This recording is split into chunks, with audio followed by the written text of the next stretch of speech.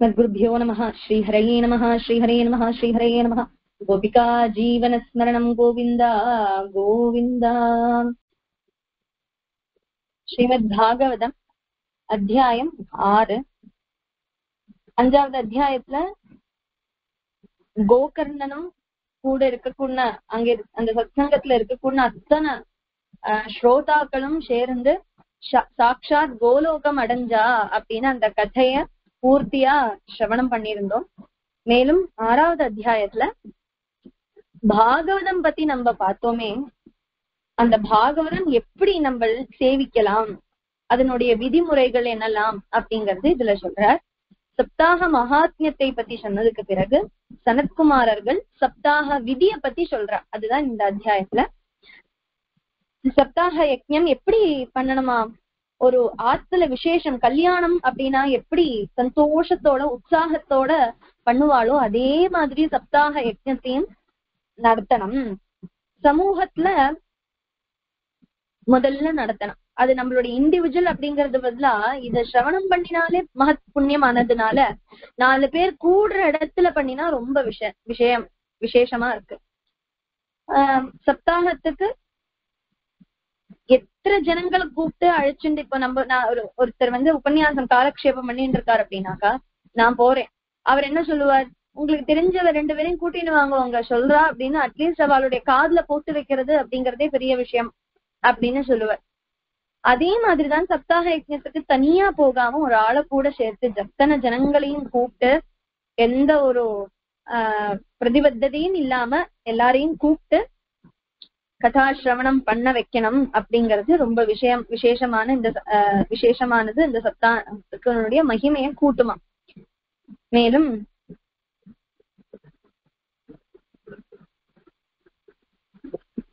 புண்ணிய தீர்த்தங்கள்ல பிருந்தாவனாதி புண்ணியங்கள்ல இல்லைன்னா நம்மளுடைய ஆத்துல இந்த மாதிரி இடத்துல சப்தாக யஜ்ஞம் பண்ணினாக்கா ரொம்ப விசேஷம். யஜ்ஞசாலை ரொம்ப விஷாலமா இருக்கணும். குறுகினாதராக சின்ன இடத்துலயும் அப்படி பண்ணாம ரொம்ப விஷாலமா வைக்கணும். அனாவசியமான சாதனங்கள் எல்லாம் மாற்றி சுத்தி பண்ணணும். சாணகம் போட்டு மெழுகணும். அங்க அழகா கோலம் போட்டிருக்கணும். 7 லோகங்களையும் சங்கல்பம் பண்ணணும். எங்க நம்ம சங்கல்பம் பண்றத 7 உலகத்திலயும் 7 உலகத்துல இருக்கக்கூடிய அத்தனை ஜீவ கோட்டிகளும் உதாரணமாகணும்ங்கிற ஒரு லட்சியத்திலே சங்கல்பம் பண்ணணும். ஸ்ரோதாக்களை யோக்கியதை ஏத்தாப்புல உட்காத்தனம்.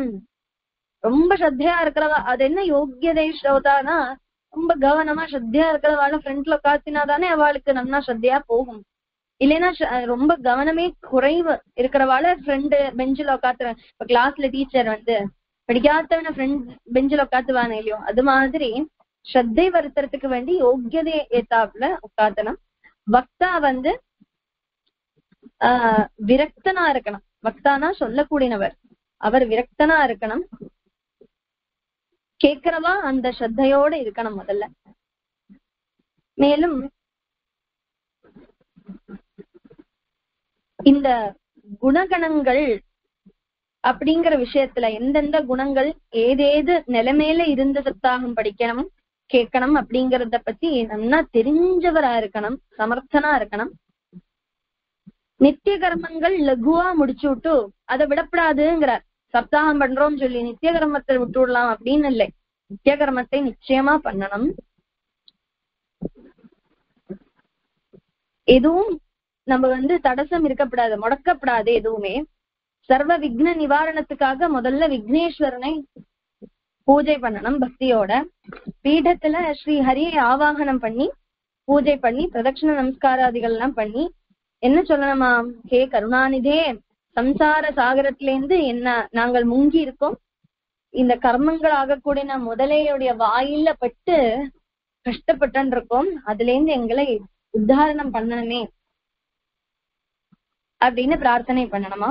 நான் உங்களுடைய தாசனாக்கம், பிரபோ கேசவா அடியேன், என்னை உத்தாரணம் பண்ணணும், என்னுடைய கவலைகளை நீக்கி பகவத் பாதத்துல கொண்டு சேர்த்தனம் அப்படின்னு பிரார்த்தனை பண்ணி அதுக்கப்புறம் பக்தா பூஜை பண்ணலாம். ஹே சுகஸ்வரூபா சர்வஜா சர்வசாஸ்திர விசாரதா ஸ்ரீமத் பாகவதத்தை சரியாக பிரகாசிப்பித்து என்னுடைய அஜ்ஞானத்தை இல்லாம பண்ணணுமே அப்படின்னு பிரார்த்தனை பண்ணி, மேலும் மற்ற பக்தர்கள் எல்லாம் நமஸ்காரம் பண்ணி அவள்கிட்ட இருந்து அனுஜ்ஞையை வாங்கிட்டு ஸ்ரோதா ஆசனத்துல உட்காரணும். பக்தாட்ட இருந்து ஒரு நமஸ்காரம் பண்ணி, யாரு சொல்றாளோ அவளுக்கு ஒரு நமஸ்காரம் பண்ணி ஆசனத்துல உட்காரணும். சூரியோதயம் எப்போ சூரியன் உதிக்கிறதோ அப்போல இருந்து 3:30 யாமம் கழியற வரைக்கும் வாசிக்கலாம். மத்தியானத்துல 2 நாழிகை நேரம் நிறுத்தி வைக்கணும். அந்த சமயம் ஹரி கீர்த்தனம் நடந்துட்டு இருக்கணும். தூங்குறதோ அந்த மாதிரி விஷயங்கள் பண்றது கிடையாது. அந்த சமயத்துல ஹரி கீர்த்தனம். 7 நாளும் மிதமான ஆகாரம் தான் சாப்பிடப்படும். பகவானுக்கு நிவேதனம் பண்ணி அன்னைக்கு ஒரு நேரம் சாப்பிட்டா ரொம்ப உத்தமம். பகவானுக்கு நிவேத்தியம் இருக்கும்போது நைவேத்தியம் அதை சாப்பிடுறது ரொம்ப உத்தமம். கதாசிரவணத்துக்கு இப்ப பாகவத சப்தாகம்னா எது முக்கியம்? கதாசிரவணம் முக்கியம்.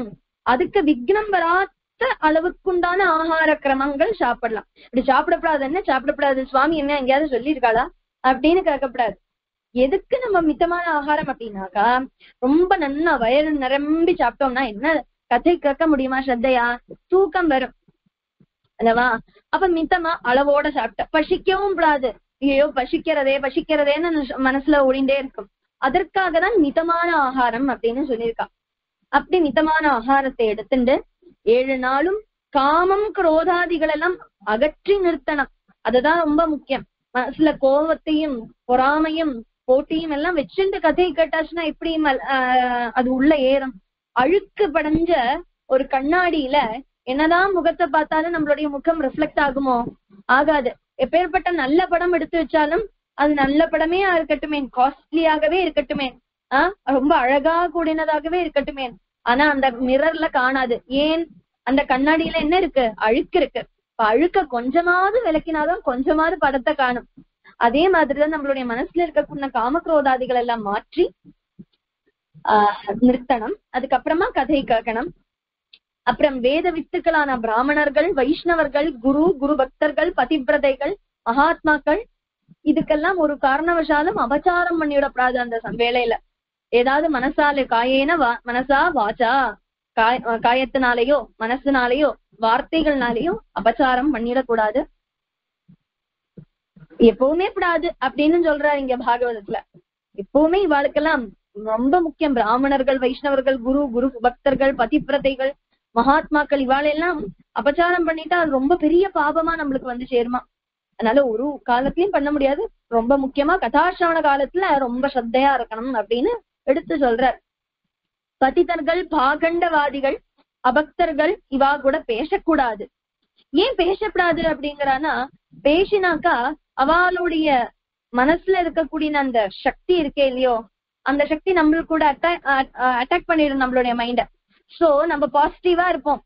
பாகவத கதையெல்லாம் கேட்டுட்டோ இருக்கிறத இவாள்கிட்ட நாஸ்திகர்கிட்டயோ யார்கிட்டயாவது பக்தாலே அல்லாட்ட வாழ்த்த பேசிட்டோ என்ன சுவாமி இருக்காரு அப்படின்னு கேட்டாச்சுன்னா நம்மள்ட்ட இருக்கக்கூடிய பாசிட்டிவிட்டியும் போய் நெகட்டிவா கலர்ந்துடுமா. அதனால பேசாம இருக்கிறது நல்லது. இந்த மாதிரி நிஷ்டைகள்ல இருந்தா பூர்ண பலன் கிடைக்கும். யஜ்ஞ சமாப்தியில வக்தாவை பூஜை பண்ணலாம். யாரு சொல்லி கொடுத்தாரோ 7 நாள் சப்தாகம் அழகா நடத்தி வச்சார்லவா அவளை பூஜை பண்ணணும். பக்த ஜனங்களுக்கு அவருக்கு பிரசாதம் கொடுக்கணும். தொடர்ந்து வாத்திய மேளங்களோட ஹரிபஜனம் பண்ணணும். நிச்சயமா பண்ணணும் ஹரிபஜனை. யஜ்ஞத்துல அறிந்தும் அறியாமலும் நிகழக்கூடிய பலவித நியூனதைகள் அப்படின்னா குறைவுகள், அதுக்கு பரிகாரமாக சர்வோத்தமமான விஷ்ணு சஹஸ்ரநாமத்தை ஜபிக்கணும். 8வது நாள் விரக்தனாயிட்டாக்கா கீதா பாராயணம் செய்யணும். நிச்சயமா 8வது நாள் சப்தாகம் முடிஞ்சு கீதா பாராயணம்னு ஒண்ணு உண்டு, அது பண்ணணும். கிரகஸ்தனாக்கும்னா அதாவது கல்யாணம் கழிக்காதவா வேணும்னா பகவத்கீதா படிக்கலாம். கிரகஸ்தனாக்கும்னா நிச்சயமா தசமஸ்கந்தம் பிரதிஸ்லோகம் வாசிச்சு ஹோமம் பண்ணணும். பிரதிஸ்லோகம் பண்ணி ஒரு ஹோமம், இல்லைன்னா காயத்ரி ஹோமம் பண்ணினாலும் போதும் அப்படின்னு சொல்றது. ஏன்னா காயத்ரி ஸ்வரூபம் தான் பாகவதம். அது எப்படி நான் பாகவதம் எடுத்து பாக்குறத முதல்லயே சத்தியம் பரம் தீமகி அப்படின்னு தொடங்குறது. ஜன்மாத்யஸ்ய யதோன்வயாத் அப்படின்னா உள் அர்த்தம் எடுத்து பார்த்தாக்கா அது காயத்ரி மந்திரத்தினுடைய பொருளாகவே இருக்கு. அதனாலதான் பாகவதம் காயத்ரி தத்துவம் அப்படின்னு சொல்றது, காயத்ரி ஸ்வரூபம்னு சொல்றது. இப்படி பாகவத மகாத்மியத்தை விஸ்தாரமா பண்ண சொல்லி குமாரர்கள் வந்து திருப்பி பாகவத பாராயணத்தை பண்ணினாராம். எல்லாரும் சிந்தனம் எதுவுமே இல்லாம ஏகாகிர சித்தமா நிச்சல பக்தியோட அந்த பாகவத்தை கேட்டா. லாஸ்ட்ல சங்கமா சேர்ந்து கிருஷ்ண சங்கீர்த்தனத்தை பண்ணினார்கள். பக்தி ஞான வைராக்கியங்கள் சோர்ந்து போயிருந்தது அல்லவா, அவெல்லாம் பரிபூர்ண புஷ்டி அடைஞ்சா, யவ்வனம் அடைஞ்சா, ஆனந்த நிறுத்தம் செய்தா. ஸ்ரீ நாரதர் ரொம்ப சந்தோஷமானார், கிருதார்த்தனானார், ஆனந்தம் கொண்டார். அந்த சமயம் யோகேஸ்வரனான சாட்சாத் ஸ்ரீ சுகபிரம்மர்ஷி பாகவதத்தை ஆலாபனம் பண்ணிட்டு பாட்டு பாடிண்டே எழுந்தருளினார். யோக மகிமையால 16 வயசு மட்டும்தான் தோணுமா. ஸ்ரீ சுகரை பார்த்தா 16 வயசு இளம் குழந்தை அப்படின்னுதான் தோணும். அப்பேற்பட்டவர் ஞான மகா சமுத்திரத்தை போஷிக்க கூடின சந்திரனும் ஆத்மானந்த பரிபூர்ணமான வியாசபுத்திரனை அத்தனை பேரும் பகுமானத்தோட ரொம்ப ஆதரவோட சத்காரம் பண்ணி உத்தமமான ஆசனத்துல உட்காத்தினாலாம். ஸ்ரீ சுகன் அருள் பண்றார். இங்க என்ன பண்றாரு அப்படின்னா, முதல்ல கூப்பிடுறார், பாகவத ரசிகர்களே நீங்கள் பாக்யவான்களாக்கும் வேதசாரமான ஸ்ரீ பாகவதத்தை என்றும் சேவித்து சுகம் அடையுங்கோ. இதுல பாகவத இல்லைன்னா இது வந்து நம்ம எகெயின்ஸ்டா இருக்கிறது அப்படின்னு ஒரு வார்த்தையே இல்லையா பாகவதத்துல. தள்ளி மாத்திரத்துக்கு உண்டான வார்த்தை ஒரு வார்த்தை கூட இல்லை. சத்தியத்தினுடையும் தர்மத்தினுடையும் ஸ்வரூபம் மட்டும்தான் இதுல ஸ்பஷ்டமா தெரியறது. இது வந்து தாபத்திரயங்களை வேரோடு இல்லாம பண்ணக்கூடியது பாகவத கிரந்தம்.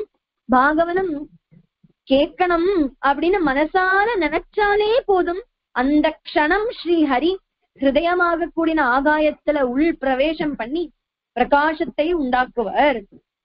ஒருவனுக்கு வேற என்ன வேணும் இந்த உலகத்துல? நீங்கள் மற்றொன்றுக்கும் சமயத்தை பாழாக்காதேங்கோ. ஸ்ரீமத் பாகவதம் புராணங்களுக்கெல்லாம் திலகமாக்கும். திலகம்னா சுவாமிக்கு திலகம் எப்படி ஒரு எடுப்பா இருக்குமோ அது மாதிரி புராணங்களுக்கு எல்லாமே எடுப்பு ஸ்ரீமத் பாகவதம். பரிசுத்தமான வைஷ்ணவர்களுடைய பிரிய தனமாக்கும். வைஷ்ணவர்கள்னா பகவான் குருவாயூரப்பன ஆராதனை பண்றவன், கிருஷ்ணரை ஆராதனை பண்றவன், அத்தனை பேரும் வைஷ்ணவர்கள் தானே. பகவான் ஆராதனை பண்ணாலே வைஷ்ணவர் தான். அந்த வைஷ்ணவர்களுடைய பிரியமான தனம், தனம்னாலே செல்வாக்கு. இந்த செல்வாக்குனா ஸ்ரீமத் பாகவதம் தான். நீங்கள் இதை மட்டும் கேளுங்கோ, படிங்கோ, ஆத்ம விசாரமும் பண்ணுங்கோ. அது மட்டும் பண்ணினா போதும், நிர்மல பக்தி முக்தி தானே கை வரும், பின்னாடி வரும், நம்ம பின்னாடி வரும். இந்த மகாரசம் ஸ்வர்க்கத்திலேயோ சத்தியலோகத்திலேயோ கைலாசத்திலேயோ வைகுண்டத்திலேயோ கிடைக்காத விஷயம். அதனால இப்போ கிடைச்சிருக்கு. இது அற்புதமான அவசரமா எடுத்துட்டு ஒரு நிமிஷம் கூட பாழாக்காதீங்கோ இப்படின்னு ஸ்ரீ சுகர் சொல்றத ஸ்ரீஹரி சாட்சாத்தாகவே அந்த சபையில பிரகடனமானார். அங்க ஆவிர்பவித்தாராம். பிரஹ்லாதன், மகாபலி, உத்தவர், அர்ஜுனன் போன்ற அத்தனை பேரும் பகவானுக்கு சேவை தொண்டு புரிந்துண்டு வந்துட்டாளாம். அங்க ஸ்ரீ நாரதர் பிரிய பகவானை பூஜை பண்ணி நமஸ்காரம் பண்ணினார். மகத் ஆசனத்துல பிரசாத முகனாக பகவான் சோபிக்கிறார். அப்போ உமா மகேஸ்வரர்களும் பிரம்மதேவர்களும் பகவத் தரிசனத்துக்காக அங்க வந்துட்டா. அற்புதமான ஒரு நிகழ்ச்சி. அங்க சங்கீர்த்தன மகோத்சவம். எல்லாருமா எல்லா பக்தர்களும் உத்தமோத்தமான பக்தர்கள் எல்லாம் சங்கீர்த்தனம் பண்ணிட்டு கொண்டாடுறா. பிரஹ்லாதன் தாளம் பிடிக்க, உத்தவர் வாசிக்க, ஸ்ரீ நாரதர் வீணை வாசிக்க, அர்ஜுனன் ராகாபலாபம் பண்ண, இந்திரன் மிருதங்கம் வாசிக்க, சனகாதிகள் எல்லாம் ஜெயகோஷம் போட்டாளாம். ஸ்ரீ சுகர் ஸ்ருங்காராதி 10 ரசங்கள் இருக்கே இல்லையோ, அந்த ரசங்கள் அத்தனையும் முகத்துல காட்ட பாவ பிரசங்கம் பண்ணினாராம். பக்தி ஞான வைராக்கியங்கள் சந்தோஷம் குதூகலம் அடைஞ்ச ஆனந்த நிறுத்தம் பண்ணினா. அத்தியந்தம் பிரசன்னமான பகவான் பிரஹ்லாதாதிகள் எல்லாம் பிரார்த்தனை பண்றாப்ல பக்த ஹிருதயங்கள்ல ஸ்திரமாக வசித்தார் பகவான். இப்படி சொல்லி சூத்தர் இந்த பிரவச்சனத்தை பூர்த்தி பண்ணி, சஜ்ஜனங்களே பாகவத மகாத்மியத்தை நீங்க கேட்டு ரசிங்கோ. இவ்வளவு நாள் கேட்டுட்டேன், இனி பாகவத கதாமிருதம் நிரந்தரம் சதா சமயம் சேவிங்கோ. அதனால பாப்பங்கள் எல்லாம் அழிந்து பக்தி வர்தனம் பண்ணி முக்தி பதத்தை சுகமா அடைங்கோ. துக்கத்தை மட்டும் தரக்கூடிய துச்ச விஷயங்கள் நம்மளுக்கு எதுக்கு? அதே நம்ம பின்னாடி ஏன் நாடி போவோமே? அதை விட்டு யமன் பிருத்தியர்களுடைய காதுல என்ன சொல்றார் தெரியுமோ அப்படின்னு சொல்றார். என்ன சொல்றானா, நீங்கள் பகவத் கதா மத்தர்களான பக்தர்களுடைய பக்கத்துல கூட போகாதேங்கோ, அந்த வழியாவே அந்த ஏரியாக்கே போகாதேங்கோ அப்படின்னு யமன் தன்னுடைய பிருத்தியர்களுடைய காதுல ரகசியமா சொல்றாளாம். அதனால நீங்கள் பாகவதத்தை படியுங்கோ, யம பயத்துல இருந்து வெற்றி பெறுங்கோ. பகவானை நன்னா பாகவதத்தையும் பகவானையும் நன்னா வெட்டியா பிடிச்சுக்கோங்க, அது உங்களை காப்பாத்தும். இதுக்கு முதல் சாட்சி யாரு? சரி, நம்ம எத்தனையும் சொல்றோமே, இதுக்கு யாரு பிரமாணம் என்ன அப்படின்னா ஸ்ரீ பரீட்சித் ராஜாதான் அப்படின்னு சொல்லி சத்குருநாதனுடைய கிருப்பையால ஸ்ரீமத் பாகவத ஸ்வரூபனான பகவான் ஸ்ரீ பாலகிருஷ்ணன் நம்மளுடைய ஹிருதய கமலத்துல சதா பிரசாதிக்கட்டும்னு அந்த மகாத்மியம் பூர்த்தியாகிறது. ஸ்ரீ கிருஷ்ணார்ப்பணமஸ்து. ஸ்ரீ ஹரயே நமஹ, ஸ்ரீ ஹரயே நமஹ, ஸ்ரீ ஹரயே நமஹ. கோபிகா ஜீவனஸ்மரணம் கோவிந்தா கோவிந்தா. ஸ்ரீ குருभ्यो நமஹ. ஸ்ரீ ஹரயே நமஹ, ஸ்ரீ ஹரயே நமஹ, ஸ்ரீ ஹரயே நமஹ. கோபிகா ஜீவனஸ்மரணம் கோவிந்தா கோவிந்தா. अथ षष्ठोऽध्यायः. कुमाराऊचुः अथ ते सम्प्रवक्ष्यामः सप्ताहश्रवणे विधिं सहायैर्वसुभिश्चैव प्रायः साध्यो विधिस्मृतः. दैवज्ञं तु समाहूय मुहूर्तं पृच्छ्ययत्नतः. विवाहे यादृशं वित्तं तादृशं परिकल्पयेत्. नभस्य आश्विनोर्जौ च मार्गशीर्षशुचिर्नभाः. एते मासाः कथारम्भे श्रोतॄणां मोक्षसूचकाः. मासानां विप्रहेयानि तानि त्याज्यानि सर्वथा. सहायाश्चेतरे तत्र कर्तव्यासोद्यमाश्च ये. देशे देशे तथा सेयं वार्ता प्रेष्या प्रयत्नतः. भविष्यति कथा जात्र आगन्तव्यं कुटुम्बिभिः. दूरे हरिकथाः केचित् दूरे चाच्युतकीर्तनाः. स्त्रियः शूद्रादयो ये च तेषां बोधो यतो भवेत्. देशे देशे विरक्ता ये वैष्णवाः कीर्तनोत्सुकाः तेष्वेव पत्रं प्रेष्यं च तल्लेखनमितीरितं. सतां समाजो भविता सप्तरात्रं सुदुर्लभः. अपूर्वरसरूपैव कथा चात्र भविष्यति. श्रीभागवतपीयूषपानायनसलम्बटाः भवन्तश्च तथा शीघ्रम् आयातप्रेमतत्पराः.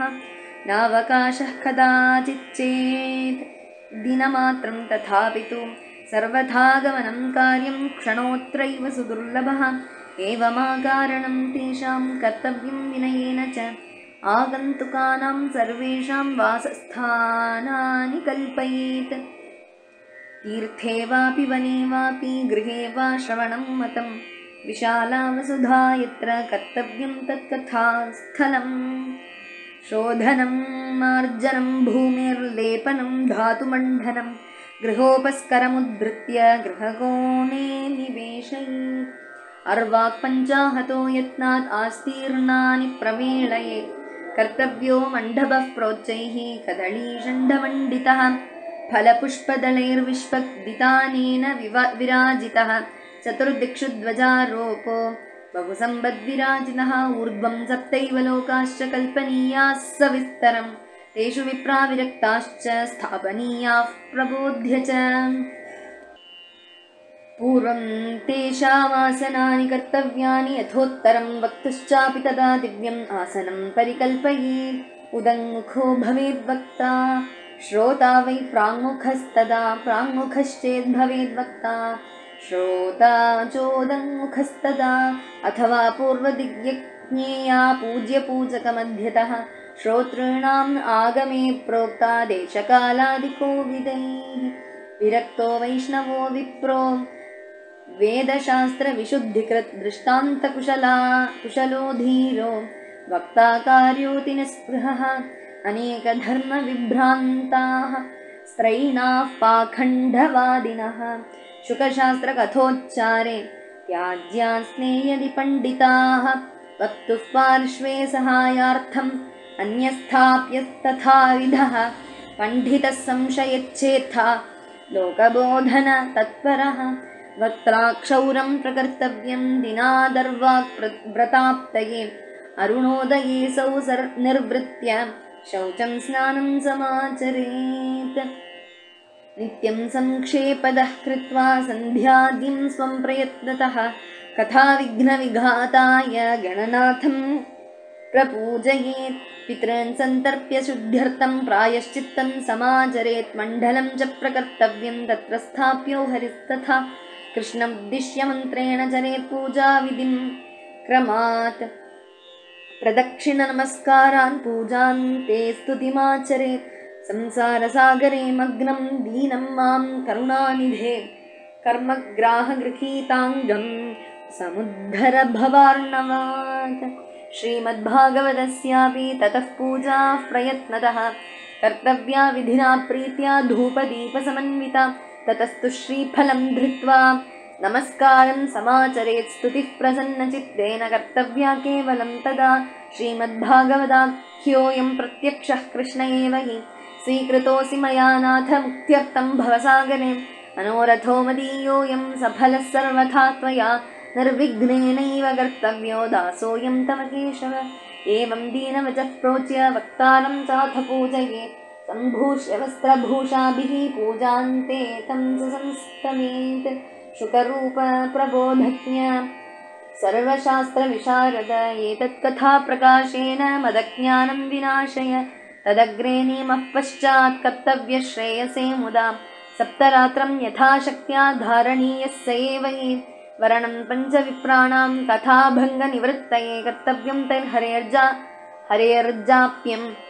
द्वादशाक्षरविद्यया ब्राह्मणान् वैष्णवांश्चान्यांस्तथा कीर्तनकारिणः नत्वा सम्पूज्य दत्ताज्ञः स्वयमासनमाविशे लोकवित्तधनागारपुत्रचिन्तां विदस्य च कथाचित्तशुद्धमतिः सलभेत् फलमुत्तमम् आसूर्योदयमारभ्य सार्धत्रिप्रहरान्तकं वाचनीया कथा सम्यक् धीरकण्ठं सुधीमता कथाविरामः कर्तव्यो मध्याह्ने घटिकाद्वयं तत्कथामनुकार्यं वै कीर्तनं वैष्णवैस्तदा मलमूत्रजयार्थं हि लघ्वाहारः सुखावहः हविष्यान्नेन कर्तव्यो ह्येकवारं कथार्थिना उपोष्य सप्तरात्रं वै शक्तिश्चेत् शृणुयात् तदा घृतपानं पयःपानं कृत्वा वै शृणुयात् सुखं फलाहारेण वा भाव्यम् एकभुक्तेन वा पुनः सुखसाध्यं भवेद्यत्तु कर्तव्यं श्रवणाय तत् भोजनं तु वरं मन्ये कथाश्रवणकारकम्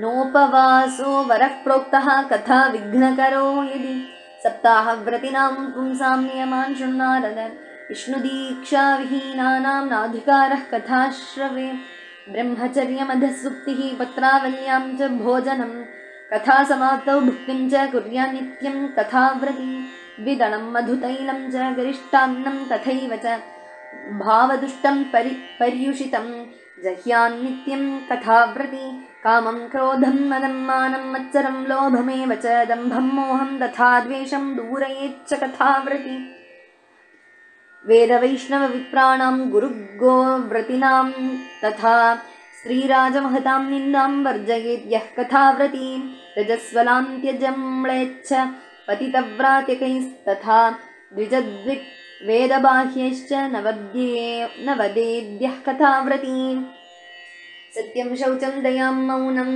आर्जवं विनयं तथा उदारमानसं तद्वत् एवं कुर्यात् कथाव्रती दरिद्रश्च क्षयीरोगी निर्भाग्यः पापकर्मवान् अनपत्यो मोक्षकामः शृणुयाच्च कथामिमाम् अपुष्पाकाकवन्ध्या च वन्ध्याया च मृतार्भका स्रवद्गर्भा च या नारी तया श्राव्या प्रयत्नतः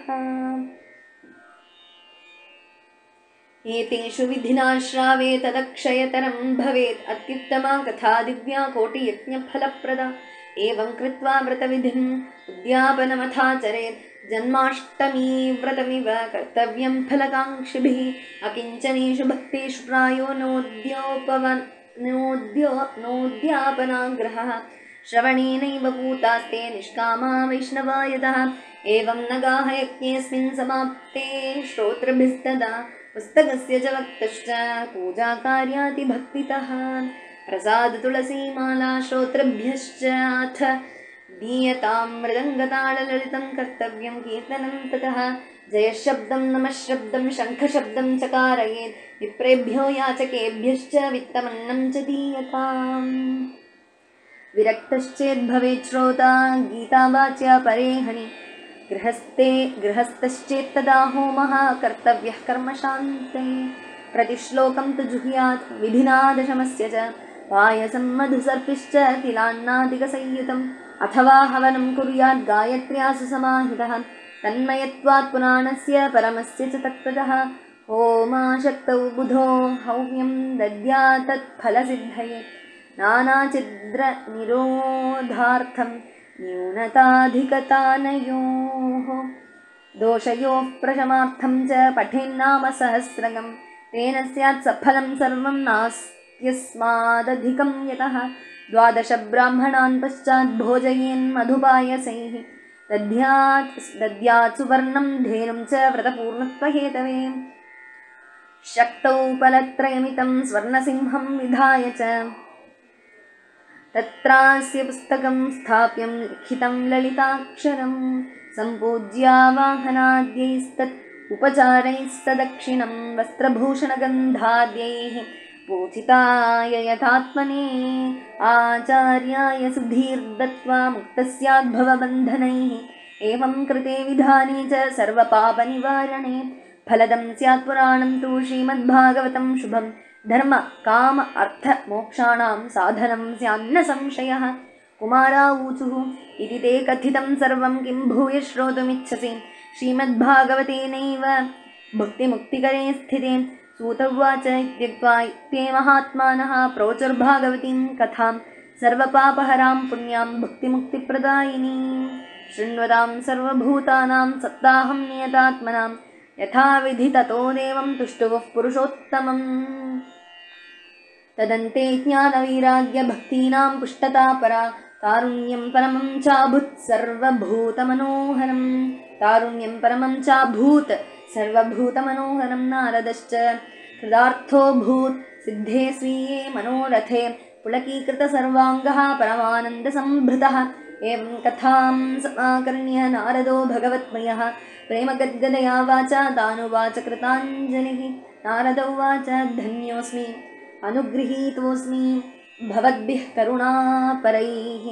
अद्य मे भगवान् लब्धः सर्वपापहरो हरिः श्रवणं सर्वधर्मेभ्यो वरं मन्ये तपोधनाः वैकुण्ठस्थो यतः कृष्णः श्रवणात् यस्य लभ्यते सूत उवाच एवं ब्रुवति वै तत्र नारदे वैष्णवोत्तमे परिभ्रमन् समायातः शुको योगेश्वरस्तदा तत्राययौ 16 व्यासात्मजो ज्ञानमहाब्धिचन्द्रमाः तथावसाने निजलाभपूर्णैः प्रेम्णा पठन् भागवतं शनैः दृष्ट्वा सदस्याः परमोनुतेजसं सद्यः समुत्थाय ददुर्महासनं प्रीत्या सुदर्शिस्तमपूजयेत् सुखं स्थितो वदत्सं शृणुतामलां गिरम् श्रीशुक उवाच निगमकल्पतरोर्गलितं फलं शुकमुखादमृतद्रवसंयुतं पिबत भागवतं रसमालयं मुहुरहो रसिका भुवि भावुकाः धर्मः प्रोजितकैतवोऽत्र परमो निर्मत्सराणां सतां वेद्यं वास्तवमत्र वस्तु शिवदं तापत्रयोन्मूलनम् श्रीमद्भागवते महामुनिकृते किं वा परैरीश्वरः सद्यो हृद्यवरुध्यते अत्र कृतिभिः शुश्रूषिभिस्तक्षणात् श्रीमद्भागवतं पुराणतिलकं यद्वैष्णवानां धनं यस्मिन् पारमहंस्यमेवममलं ज्ञानं परं गीयते यत्र ज्ञानविरागभक्तिसहितं नैष्कर्म्यमाविष्कृतं तच्छृण्वन् प्रपठन् विचारणपरो भक्त्या विमुच्येन्नरः स्वर्गे सत्ये च लीलासे वैकुण्ठे नास्त्ययं रसः अतः पिबन्तु सद्भाग्या मामुञ्चत कर्हिचित् सूत उवाच एवं ब्रुवाणे सति बादरायणौ मध्ये सभायां हरिराविरासीत् प्रह्लादबल्युद्धव फाल्गुनादिभिः वृतस्सुरर्षिस्तमपूजयच्च तान् दृष्ट्वा प्रसन्नं महदासने हरिं ते चक्रिरे कीर्तनमग्रतस्तदा भवो भवान्या कमलासनस्तु तत्रागमत् कीर्तनदर्शनाय प्रह्लादस्ताळधारी तरलगतिकृतया चोद्धवः कांस्यधारी वीणाधारी सुरशिस्वरकुशलतया रागकर्तार्जुनोऽभूत् इन्द्रो वादीन् मृदङ्गं जय जय सुकराः कीर्तने ते कुमारा पित्राग्रे भाववक्ता सरसरजनया व्यासपुत्रो बभूव ननत्तमध्ये त्रिगमेव तत्र भक्त्यादिकानां नडवत्सु तेजसाम् अलौकिकं कीर्तनमेतदीक्ष्य हरिः प्रसन्नोऽपि वचोऽब्रवीत्तत् मत्तो वरं भाववृताद्वृणध्वं प्रीतः कथा कीर्तनतोऽस्मि साम्प्रतम् श्रुत्वेति तद्वाक्यमतिप्रसन्नाः प्रेमाद्रचित्ता हरिमुचिरेते न गाः गाथासु च सर्वभक्तैः एभिस्त्वया भाव्यमिति प्रयत्नात् मनोरथोऽयं परिपूरणीयः रथेति चोक्त्वान्तरधीयताच्युतः ततो नमत्तच्चरणेषु नारदस्तथा शुकादीनपि तापसांश्च अथ प्रकृष्टाः परिनष्टमोहाः सर्वे युःपीतकथामृतास्ते भक्तिसुताभ्यां सह रक्षितासां शास्त्रे स्वकीयेऽपि तथा शुकेन अतो हरिर्भागवतस्य सेवनात् चित्तं समायाति वैष्णवानां दारिद्र्यदुःखज्वरदाहितानां मायापिशाची परिमर्दितानां संसारसिन्धौ परिपातितानां क्षेमाय वै भागवतं प्रगर्जति। शौनक उवाच शुकेनोक्तं कदा राज्ञे गोकर्णेन कदा पुनः सुदर्शये कदा ब्राह्मैः छिन्दि मे संशयं त्वमं सूत उवाच आकृष्णनर्गमात्रिंशत् वर्षाधिकगते कलौ नवमीतो नभस्ये च कथारम्भं शुको करोत् परीक्षितश्रवणान्ते च कलौ वर्षशतद्वये शुद्धे शुचौ नवम्यां च धेनुजो कथयत्कथां तस्मादपि कलौ प्राप्ते 30 वर्षगते सति ऊचुरूर्जे सिते पक्षे नवम्यां ब्रह्मणः सुताः इत्येतत्ते समाख्यातं यत्पृष्टोऽहं त्वया नघ कलौ भागवती वार्ता भवरोगविनाशिनी कृष्णप्रियं सकलकल्मषनाशनं च मुक्त्येकहेतुमिह भक्तिविलासकारी सन्तः कथानकमिदं पिबतादनेन लोके हि तीर्थपरिशीलनसेवया किं स्वपुरुषमपि वीक्ष्य पाशहस्तं वदति यमः किल तस्य कर्णमूले परिहर भगवत्कथासुमत्नान् प्रभुरहमन्यनृणां न वैष्णवानां सारे संसारे विषयविषङ्गाकुलध्यः क्षणार्धं क्षेमार्थं पिबद शुकगाथा तुलसुधां किमर्थं व्यर्थं भो व्रजत कुपथे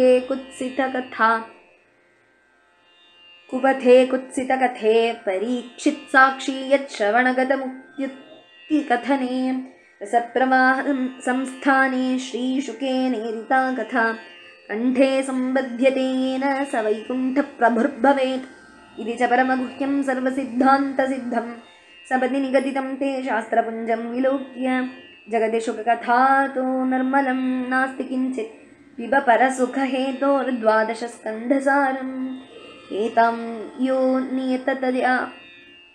नियततया शृणोति भक्त्या यश्चैनां कथयति शुद्धवैष्णवाग्रे तौ सम्यग् विधिकरणात् फलं लभेते याथार्थ्यात् न हि भुवने किमप्यसाध्यम् इति श्रीपद्मपुराणे उत्तरखण्डे श्रीमद्भागवतमाहात्म्ये श्रवणविधिकथनं नाम 6ोऽध्यायः समाप्तमिदं श्रीमद्भागवतमाहात्म्यम्। श्रीहरये नमः श्रीहरये नमः श्रीहरये नमः गोपिका जीवनस्मरणं गोविन्द गो